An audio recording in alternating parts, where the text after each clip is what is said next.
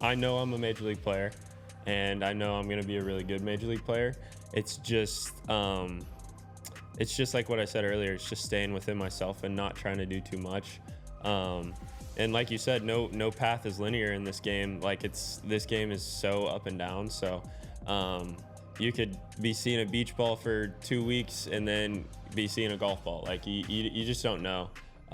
So I just need to stay within myself and be the best player I can be. Hey, welcome to Meet at the Apple. I'm Vito Calisi. That's Jonathan Barron. We're here with Brett Baty. And Brett, 2025 camp, how you feeling? Great. Body's feeling great. Vibes are phenomenal right now. So we're going to start with the most important topic here. I'm not going to bury the lead. Has Garrett Wilson given you the top 5 list of quarterbacks he wants to play with next season? He hasn't yet. No? He hasn't broke that news to me What are yet. we waiting for, Garrett? We need to know. Yeah, I know. I'm not Adam Schefter, so No? I'm not getting the sources. All right. I thought I'd maybe crack the nut, but I guess I got to wait till like the draft or something like that. Yeah, I guess so. It's a long time from I guess now. we'll see. You know, last year we had Garrett Wilson on the podcast last year, and we asked him if Aaron Rodgers had ever invited him on a darkness retreat. And I would say if his response, you could tell that he did not want to. He plainly said he had no interest in going on a darkness retreat, and that was Aaron Rodgers' thing and not his. No shot. What is it? 72 hours, complete darkness, nothing else? The entire thing aged like milk from start to finish, like just talking about it, and it was not great, but it's great to see you, and you're sporting a new number, the number 7. So the first thing I want to ask is, why the number 7? Well, I really grew up watching Joe Mauer, the left-handed hitting catcher in Minnesota. I played catcher when I was younger, so he was one of my favorites. And then obviously Jose Reyes, loved watching Jose Reyes, and he was one of the greats to wear number 7 for the New York Mets. So I'm trying to channel his energy a little bit. All right, I like that answer. We all have Jose Reyes, and on the other end, of course, Juan Soto comes in. Yeah. He will be wearing the number 22. And a lot of people on the internet, when you were at Amazing Day wearing the number 7, were thinking, okay, so Brett's given up number 22. Was there a bit of a transaction between Juan and Brett? So tell the folks who are wondering out there, what's going on? Yeah, he did end up texting me right before his press conference, and he was super nice about it. And we talked for a little bit, and we'll see when he gets down here. So it's a player to be named later, we'll call it for now. that's right. All right. That's right. TBD.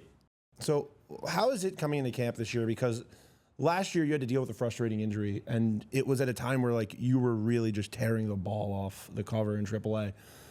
How is it dealing with that and then getting to this point now where you're working towards camp with obvious goals in mind? I think the biggest thing is just competing against myself. I know everyone's going to talk about jobs and competing for this and competing for that, but I mean, the only person I need to be better than is myself. So if I can stay within myself and really just try to be the best version of myself, then I think it'll work out.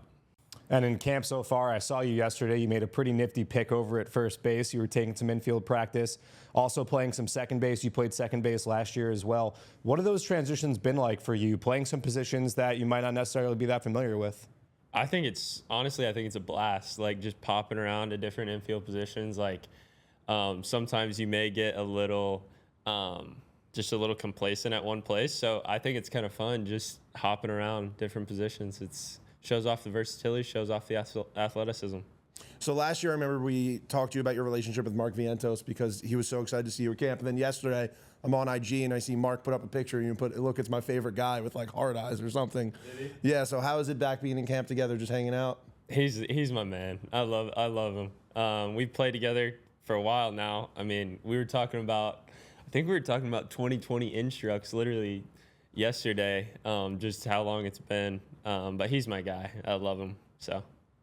And watching what he did last year, I mean, how proud were you to see the impact he made, not just in the regular season, but also what he did in the postseason, hitting that grand slam, I think it was a 10 or 11 pitch at bat against Landon Knack, setting the Mets single season, postseason RBI record. I mean, just talk about your buddy, watching your buddy do all those incredible things. I mean, it was unbelievable. I couldn't be more happy for anyone else.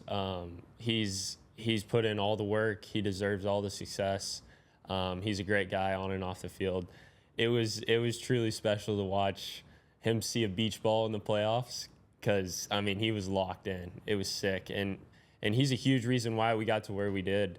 But yeah, it was very special, and I think people underrated his defense too. I think his defense was great, and I think people have always slept on his defense, and I don't know why. I've always said that. I don't know why, but yeah, it was truly special to watch for sure.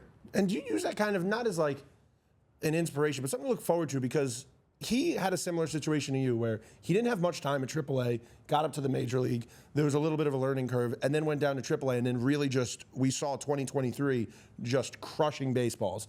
And then you had the same thing happen. Unfortunately, you got that injury, but like looking at that, seeing there is a path. What we always say in the podcast, baseball player development isn't linear. Yeah. And just seeing that he was able to get back there and really dominate at the major league level. Mm-hmm. Yeah, I mean, I think the biggest thing to that is I know I'm a major league player, and I know I'm going to be a really good major league player. It's just like what I said earlier. It's just staying within myself and not trying to do too much. And like you said, no path is linear in this game. Like this game is so up and down. So you could be seeing a beach ball for 2 weeks and then be seeing a golf ball. Like you just don't know. So I just need to stay within myself and be the best player I can be. We got to get you out of here quickly, but one last thing I want to ask you. A lot of guys come through here. You guys all have incredible accessories, belts, gloves, shoes, whatever it might be. That necklace, dude. You like it? That is probably my favorite thing I've seen. At first, I was like, oh, he made a bead necklace? I don't think it's a bead necklace. Until you said it, I literally thought it was one of those like performance necklaces. Yeah. I don't think it's a bead necklace. Is it shining? Oh, it's shining, dude. Okay, I mean, good. you know, it's a nice sunny. Right now, the sun's in a great spot. Good. It's glistening. But what's the story behind that necklace? So actually, my roommate back home in the off season, he's my best friend.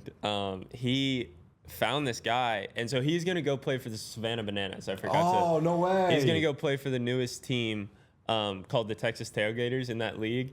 And so he was trying to get like flashy chains and stuff, and he reached out to this guy on social media, and this guy makes these. And so he sent him just a bunch of them, and I was like, dang, that's a cool chain. So he got 2 of these for me for Christmas. That was my Christmas present.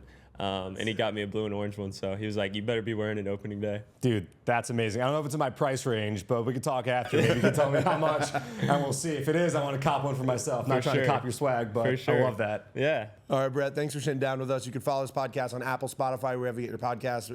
I'm at Vito F. Khaleesi on Twitter, at JMB9191. Brett Baty, thanks for meeting us at the Apple. Yeah, thank y'all.